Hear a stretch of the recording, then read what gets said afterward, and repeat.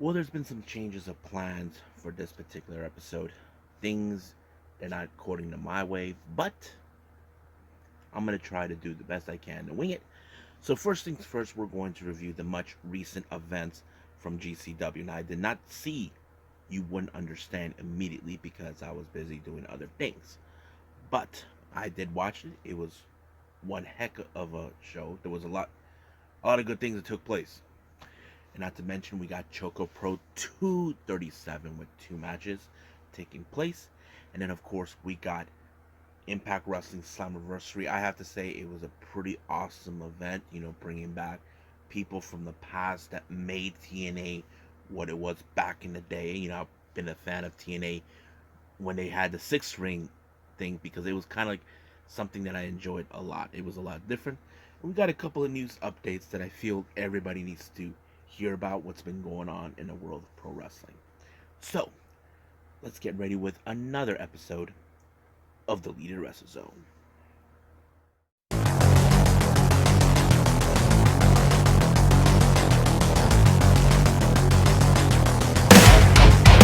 Are you ready?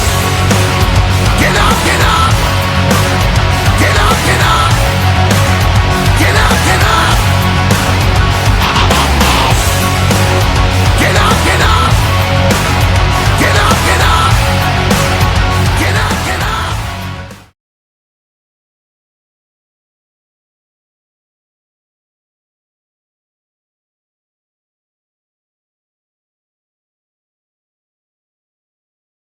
Welcome everybody to the Leader Wrestle Zone. All things there's pro wrestling with AEW, NXT, New Japan Pro Wrestling, Impact Wrestling, the National Wrestling Alliance, various promotions, wrestlers, matches, and championships.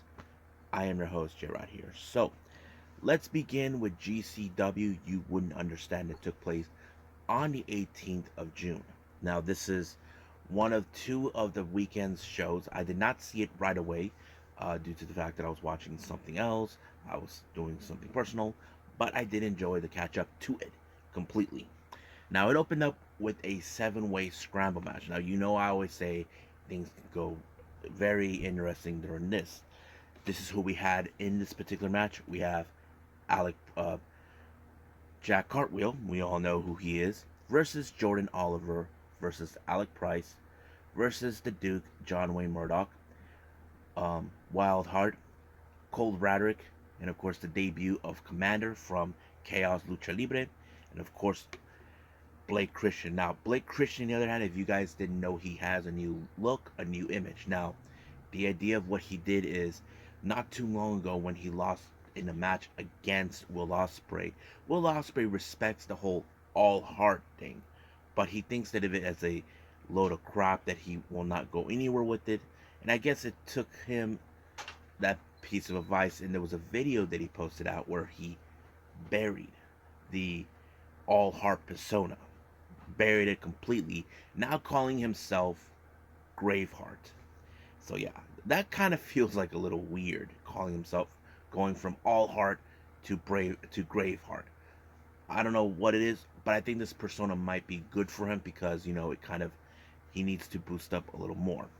But the match was insane. There was like insane moments where um, Christian jumped off doing a leap off the ring, and then of course we saw what's his name, Jack Cartwheel doing his little cartwheel stunts, and then the craziest moment is Commander going from one side of the turnbuckle, running with the ring ropes, and then jumping off right on top of everybody. I did not expect that. It was so amazing, and I think that's what many fans love to see. Some crazy stuff, because it's crazy how it goes. But yeah, but unfortunately, the match ended in favor of Blake Christian. Now, as you know, I mentioned his new persona, Graveheart. So that is the reason why it happened. Now, our next match, well, this one was a rather interesting match. Now, this is between Mike Jackson, the veteran wrestler who's in his 70s, if that's the age he's in, taking on the bad boy, Joey Janela. Now, I know some of you say, well, Mike Jackson will probably lose the match. But I have to say, I don't think. To me, I felt like the whole losing and winning part wasn't important to me. I think it felt like I like what exactly happened in the match. Like, you can say Mike Jackson's like, oh, there is no way this guy could pull that off at his age. Well, he did. I mean, if you guys saw him doing old school around the ring ropes, and then he did the same thing using the bike rack outside the ring.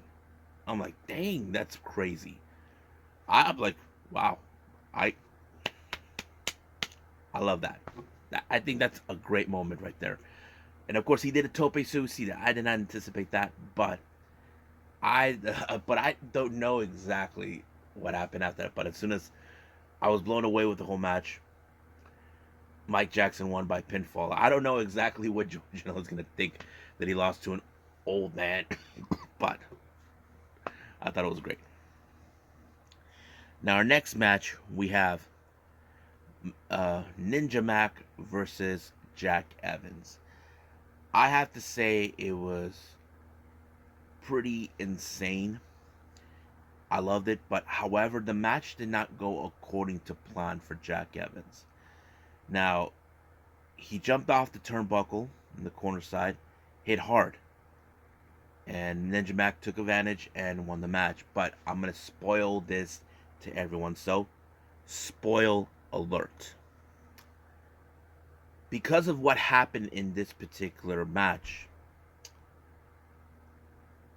Jack Evans could not participate in Impact Wrestling's Slammiversary for the Ultimate X match.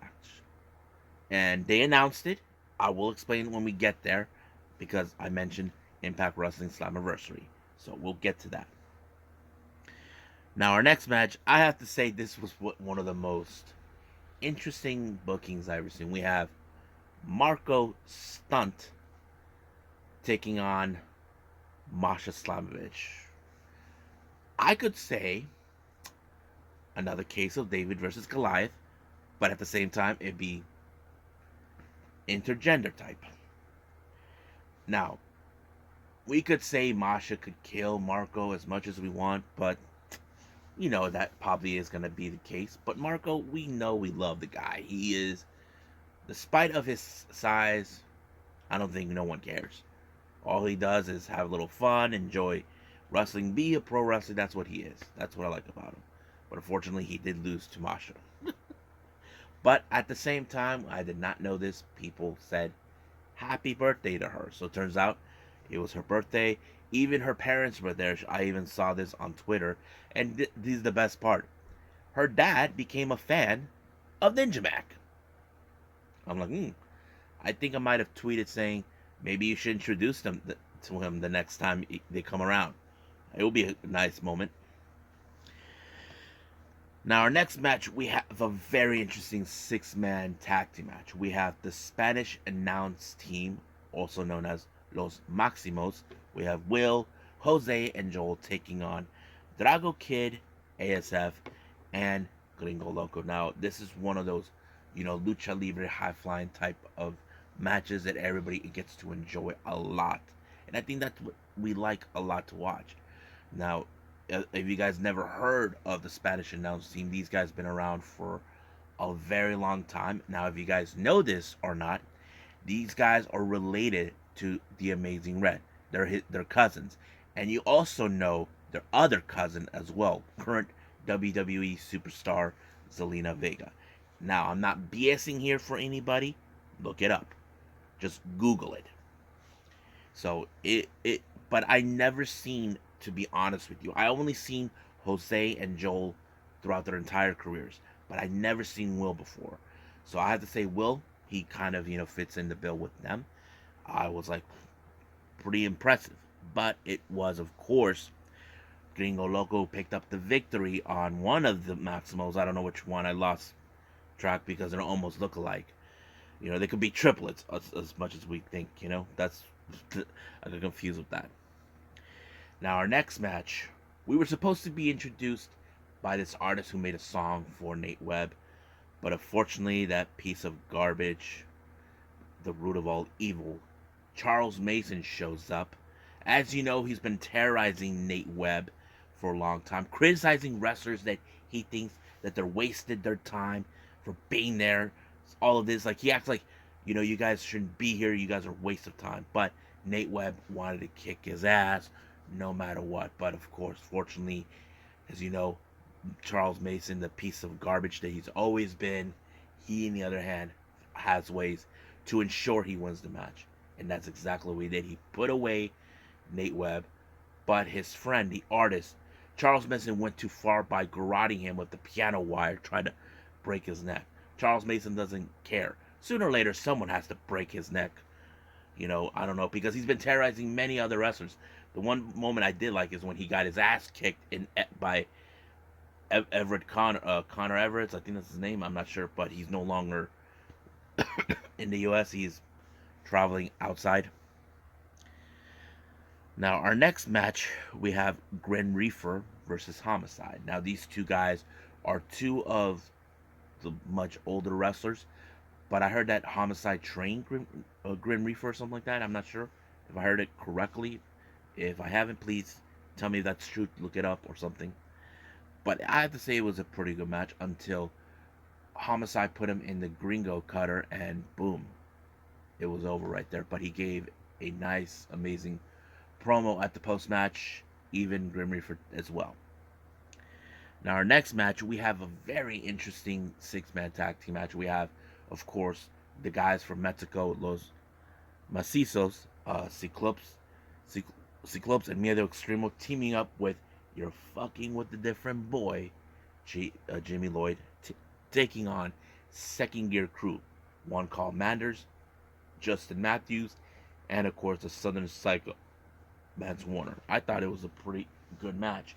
So I have to say it was crazy, very extreme. Now you could say in this particular match that in a retrospective, the Second Gear Crew would walk out as the victors because we've seen it a couple of times, but not this time. It became clear it was the Macizos and Jamie Lloyd that picked up the victory. They used a very interesting dynamic of doors, but that's how it works. Now our first, now our next two matches are in fact title matches. We have the GCW Tag Team titles being put on the line by Bussy, Effie, and Alley Catch. But the real question is who would respond. To our surprise, it was main event Jay Lyon and of course Midas Block. I did not anticipate that, but I have to say it was fun. It was great. As you know, main event, who you guys seen them in House of Glory, they should have been tag team champions right about now, but I think this was a good opportunity for them to try it. But unfortunately, it did not go exactly their way, but they are a good, solid tag team, and I think everybody loves these guys. But unfortunately, Effie retained the titles. Now, our next match in our main event is the GCW World Championship between challenger Tony Deppen and versus John Moxley. Now, this is another one of those matches that's going to be brutal. Now, Tony Deppen, as you know, he's talented, but he's cocky. But when it comes to John Moxley, he loves violence. He wants to break your neck. That's how he rolls. And of course, unfortunately, it ended like that when he applied the Death Rider or the Paradigm Shift, however you call it. But it gave him the win. But unfortunately, he was visited in the post match by Graveheart, Blake Christian. Now, keep in mind, Blake Christian not too long ago won a number one contendership spot when he defeated Matt Cardona while he was injured. So basically, we will see that match take place sooner or later, but I can't wait to see how this one's going to be. So I think that's pretty much it what we got with GCW. So let's move on with ChocoPro 237.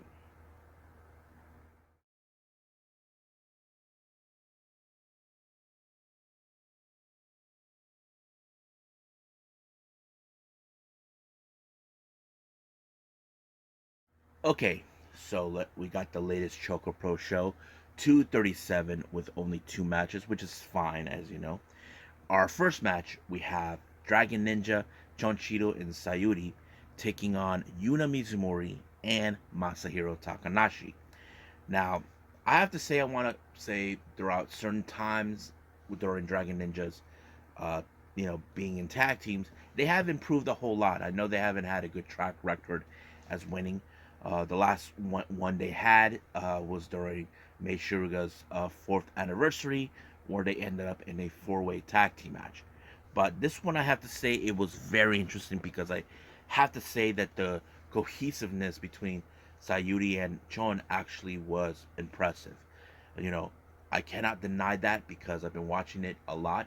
But when it comes to wrestlers like Yuna, who is a big powerhouse, that's something you cannot underestimate. And also the veterancy of Masahiro Takanashi. So I have to say this match was very impressive.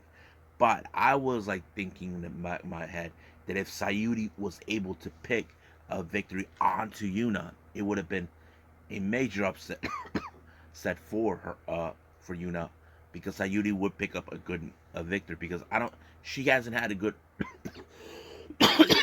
good singles wins against her. But however, it became the reverse when Yuna picked up the victory on Sayuri. But I don't think Sayuri was like having it, knowing that she lost to her. I mean, she was like in the post match, she was almost trying to get at her, but Joan was able to hold her back. Uh, Masa was able to hold Yuna back. So you probably guess this is not going to be over by a long shot between those two. Now, our next match, we got too much energy. Chiyoko Ishikawa and the Queen Ami Sakura taking on the Best Bros. Now, I don't know what the Best Bros were trying to do. Ami was speaking on for Balinaki. I don't know what that was about, but I thought it was rather interesting. But as you know, the Best Bros are one of the best tag teams in ChocoPro, despite the fact they lost the tag titles to CDK not too long ago. I think that still explains it. But of course, you have like interesting dynamics in this particular match. Now you can tell by Ami Sakura that she wants the Super Asia title, but she has to pin or find a way to get it. Because remember, I did mention Balanaki did request it for a match for that Pacific title to to Shin Suzuki and Emi, but she cannot just immediately put herself in that spot. She has to earn that spot to get there. But fortunately, it did not happen that way. But of course, we cannot forget she and May.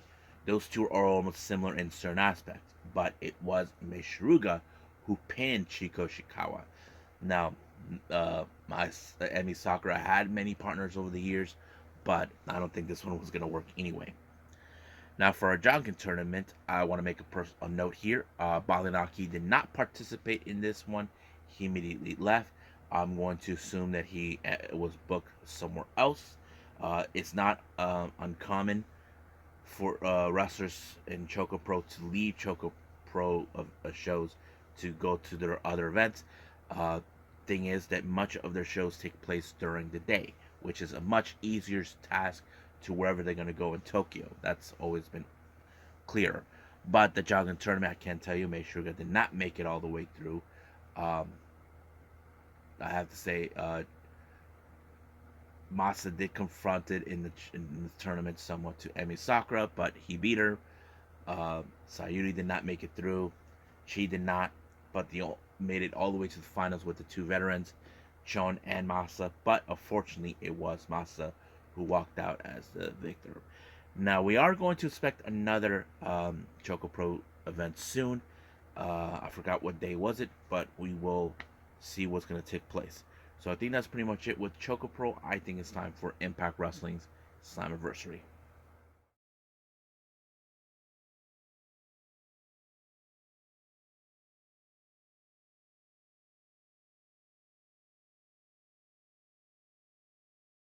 Okay, our final review, Impact Wrestling Slammiversary. I have to say, 20 years is a long time. Now, I did never witnessed day one when it first started. I started watching at some point when I lost interest with WWE for some time. I did like the six-sided ring. I don't know how many of you guys did. The reason I did is because it's what made TNA so distinctive away from what WWE is back then and now. Um, I mean, there's a lot of history when it comes to Impact Wrestling, and I have to say, Slammiversary is the how do I say that pay-per-view that honors the past and the present.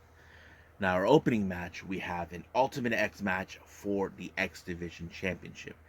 Now we do have Trey Miguel, who was the former X Division champion, taking on Andrew Everett, who actually took the spot of Jack Evans. Now I did mention a while ago that Jack Evans got hurt, and I think this is what led to that. So Andrew Everett, who is a bit more taller, but he's X Division material in some ways, and versus Kenny King from Honor No More versus Alex Zane, as you know, who wants payback against Ace Austin for joining Bullet Club. We got Speedball Mike Bailey, and we cannot forget the current champion, the inevitable one, Ace Austin. I thought this match was insane. You know, the Ultimate X matches are nuts in every way possible. Now, I was like wondering, okay, how this is going to end. There was no way for me to predict it, but surprise, surprise, it was Mike Bailey. He was able to get rid of Ace Austin, but as soon as no one was around to stop Mike Bailey, he picked up the victory, removing the X Division title, winning the match. And to me, I have to say this is a good thing because, as you know, he hasn't been wrestling in the U.S. for 5 years. And I feel like right now for him, this is just the beginning. Now, as you know, we honor the past of wrestlers who made their name in TNA and Impact. Guys like Sting, who made a video package, talked about, I think, the best moments. You guys remember this, the Joker character that he created back then. I thought it was great.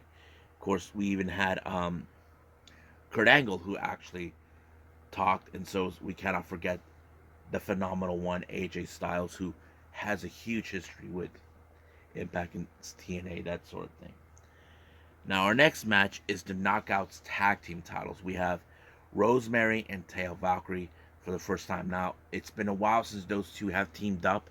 They take on The Influence, Madison Rayne, and Tennille Dashwood. But the obvious question does remain. How will the dynamic with Rosemary and Taya Valkyrie work? But it seems like it did work at a short time. Now, Rosemary was a bit more spectacle. I think she would have wanted Havoc to be by her side, and I think that's kind of interesting. But Havoc hasn't been the same since losing to Masha Slamovich. We haven't know where she is, but we'll find out sooner or soon, hopefully. But yeah, it was a great match, but it was insane how Rosemary was the one who picked up the victory, becoming now brand new Knockouts Tag Team Champions. I have to say, this is going to Tag Team Champions. I have to say, it was amazing. Now, our next match is a Monsters Ball match. Now, for 24 hours, Moose and Sammy were locked in a room with no food, nothing to drink. I have to say, it was insane. Now, Moose is like, you know how you've been in the darkness for far too long, and when the light hits, he's like, oh, I'm blind. Moose is like, looks like he came out of hell, but Sammy seems like he's the one who enjoyed it.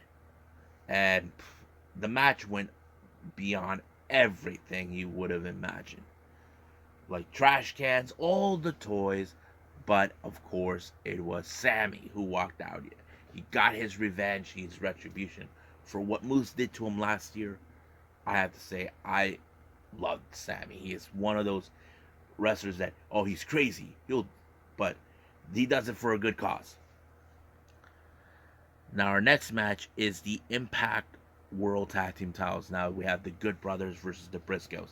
Now, the Good Brothers recently had said that the Briscoes are a good tag team, but this is not one of them. Like, they're saying that they're not, this doesn't count for them as Impact World Tag Team, as tag team champions. Yes, it does. They won these titles fair and square against, who was it they beat? Honor No More, I believe. No, Violent by Design. But I have to say, it was an incredible match. I did not anticipate a whole lot until finally the Good Brothers put up the Magic Killer and becoming new tag team champions, of course. But you know, in TNA Impact, in the post match, we saw something great. As you know, in this history, there were been amazing tag teams in Impact TNA during that time. We had a surprise visit by America's Most Wanted. We got the Cowboy James Storm, the Wildcat, um, Chris Harris. I have to say it was great seeing those guys. I remember Gail Kim being their manager at the time. But seeing them, I think it's like a celebration that we have some amazing tag teams in Impact. And there's no denying that. Now, before we get into our bigger match, one of our important matches, we have Christy Hemme, who became like the ring announcer for a while.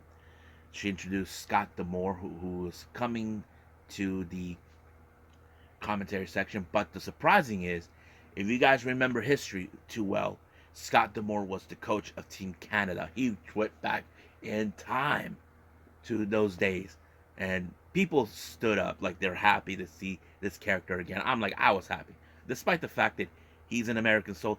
It doesn't matter. It's great to see a character we haven't seen for that long, and it's always fun. Now, the reason he was here, this match is too important. We have Honor No More, who claims that there's corruption in Impact Wrestling, and they're there to fix it. It consisted with PCO, Vincent, Matt Taven, Mike Bennett, and Eddie Edwards, along with Maria. Now, we had the Impact Originals. We have Frankie Kazarian, Chris Sabin, and Alex Shelley, the Motor City Machine Guns, then Nick Aldis. Now, however, we did not know who the fifth member was. Now, the other Team Impact claimed that they know who it was. They know who it is. It was still a mystery. I mean, there's a lot of possibilities until Dixie Carter comes up to say people that we're happy, that we're celebrating, but that's not what she was there for. She was there to announce the fifth member, and this one kind of punched Eddie Edwards in the face. And it was his old tag team partner, his fellow Wolfman, the American Wolf, Davey Richards. And I think this is the last thing he expected. Throughout the entire time, Eddie Edwards was avoiding him, no matter what. That's what he was trying to do. I think in his mind, he's like, this is not happening. I did not want this. Well, he did wanted it. He expected it. But I think certain moments, as you know, Maria Kanellis once again gets involved, but luckily she got her ass beat by Frankie Kazarian's wife. You may know her, Tracy Brooks. And of course, PCO tried to hurt her. But unfortunately, we thought the match could have won easily, but Kenny King, who has no business being there, took out Brian Hebner, who was there, who was the referee. But we had a surprise appearance by none other than, you better recognize, D'Lo Brown, and boom, he took him out completely. But unfortunately, there was no ref. But I mentioned this, Tracy Brooks was not alone. She had her son, who was also Frank Kazarian's son, was there too. But next to them, we have the man, the myth, the legend, Earl Hebner being there. And of course, Scott D'Amore always had a plan B this entire time. So he said that he reactivated Earl Hebner for this match, and we did not stipulate that. It's smart. I have to say, it was a great match for Impact to finally get some retribution against Honor No More. Honor No More claims that there is no honor in Impact Wrestling. There's corruption and all this and that. They don't care. They claim the past is the past. That's why you have to celebrate the past. Let's see how far you've gone. But I can't wait to see what's going to happen this Thursday. They're going to complain, moan, bitch, however they want to say it. That's what I like about storylines. They want to complain. We'll see about that. Excuse me. Now, our next match is, of course, first of its kind. Has been done before. You all remember King of the Mountain. Now we got the Queen of the Mountain, and this is for the Knockouts Championship. Now, those who are new to the channel or don't understand how this works, let me explain how this works. Queen of the Mountain is where, and you may have known about the ladder match when it comes to title shots. Basically, you pull the belt down by removing it from the top of the rafter. Instead of doing that, you're taking the title up. And if you can hold it right top, you are declared the winner. But if you are pinned or submitted, you'll spend 2 minutes in the penalty box.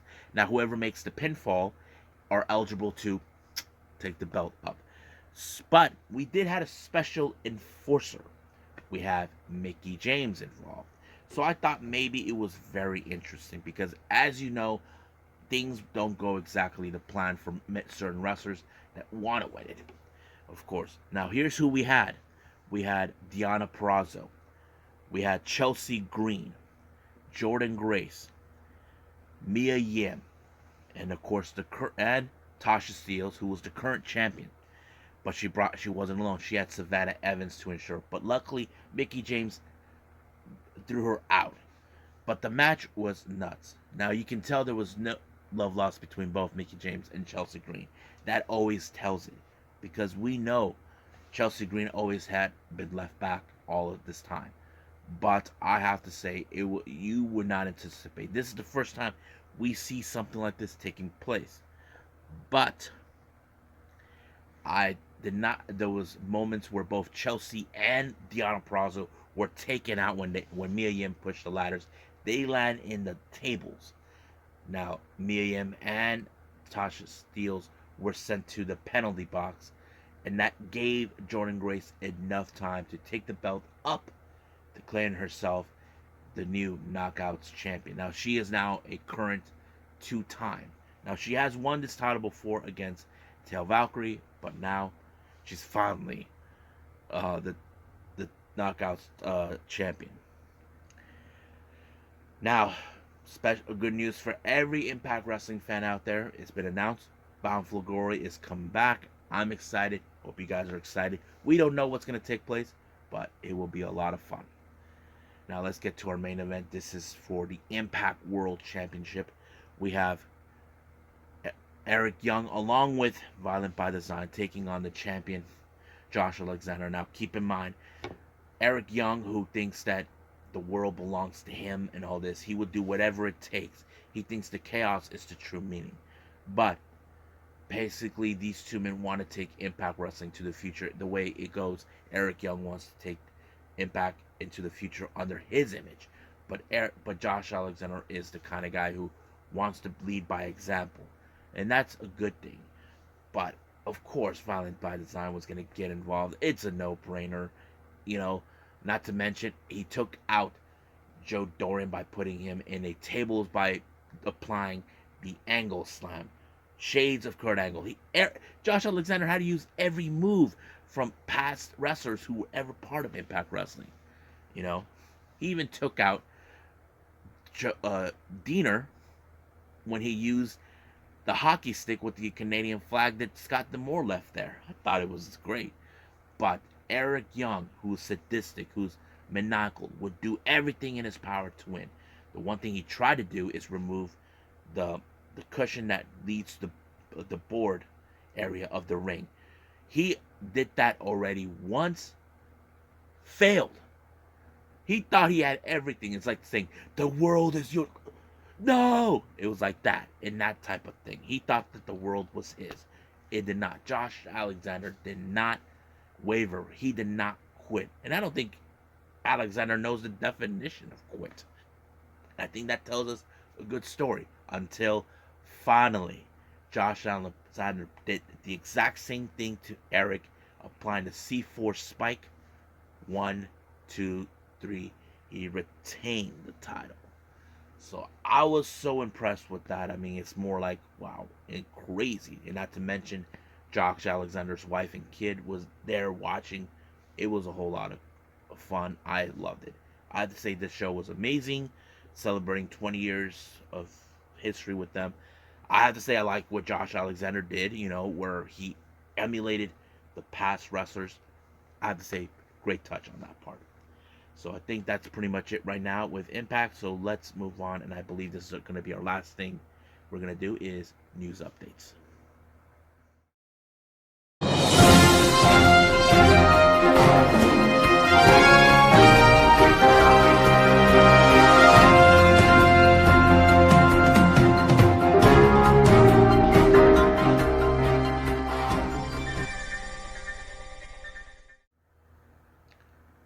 Okay. Now, before I say anything, Hopefully by the time this video is uploaded, I might be get the answer to this on this news update. There's been talk about now in DDT Pro Wrestling that foreign wrestlers will be making their way to DDT. Now recently we have seen New Japan, we have seen Pro Wrestling Noah. I don't know if DDT announced the same thing. It's still unclear who is going to be. Turns out one of them is now Joey Janela. Now, according to what they're saying, Joey Janela has been in contact with Shinjiro Tagaki. Looks like they hit it off, and we will have a match. He will be involved at Wrestle Peter Pan on the 20th of August, which I'm excited for. Opponent hasn't been announced yet. Like I said, by the time this video is uploaded, I probably will get the answer to that. Now, I did mention recently that Willow Nightingale will be heading to Japan at the beginning of July, where she's going to be participating in Tokyo Pro Wrestling's pay-per-view Summer Sun Princess. Now, there was no opponent announced during that time, but it just announced we have Miyu Watanabe, who will be her opponent. I'm excited because I'm a fan of Miyu Watanabe. She is an incredible wrestler. Even she has great strength, for a girl of her size, from 5'2". I mean, if you guys ever seen Miyu Watanabe, you know she's amazing. Not to mention she's also an idol, which is she sings, she dances, but she's an incredible wrestler. Now, if you guys are not fans of All Japan Pro Wrestling, then you guys should know this. You guys are fans of this guy, Tiger Mask, who's mostly been wrestling with New Japan, and he's a New Japan product. Now, there was a history where All Japan did have a Tiger Mask back in the day, but now looks like this Tiger Mask made his way to All Japan and challenged for the World Junior Heavyweight title and defeated Hikaru Sato for this title. But however, as soon as he won the match, he had two challengers. Dan Tamura, Hikaru Sato's partner, and I don't know if they're going to form a faction because their leader's gone. And of course, Izanagi. I'm like, okay, this is going to be interesting. So these two guys are going to want to be the challenge Tiger Mask for this title, but we don't know when that's going to be. So it's kind of, interesting. All right, our last thing we're going to update. As you know, this weekend has not been good. I did announce the passing of Dave Hebner. Earl Hebner's twin brother, who was also referee. Turns out he wasn't the only referee that passed away. We have Tim White. I remember Tim White. I think he was one of my favorite wrestlers I ever enjoyed watching. And hearing about that he passed away, kind of like, oh man, that sucks. 2 referees in one weekend. I just can't believe that. But I did like how Earl Hebner and his dad, Earl Hebner and his son Brian, they in fact honored these 2 referees during Impact. It's a great way. I liked it. These are guys that we definitely love to watch referee. So rest in peace, Tim, and thank you, man. So I think that's pretty much it. What we got with the news updates. So let's call it a day. Okay.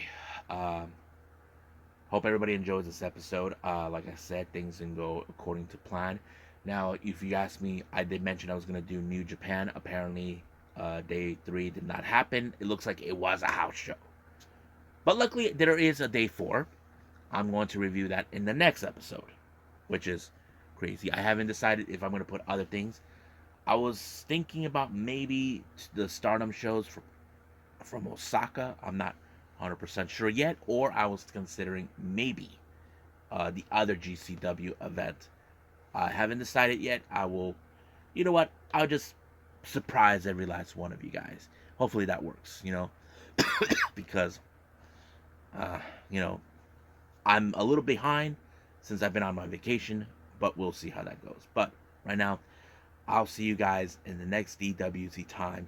Same DWZ channel. I must bid all of you adieu. So, goodbye. And have a nice day.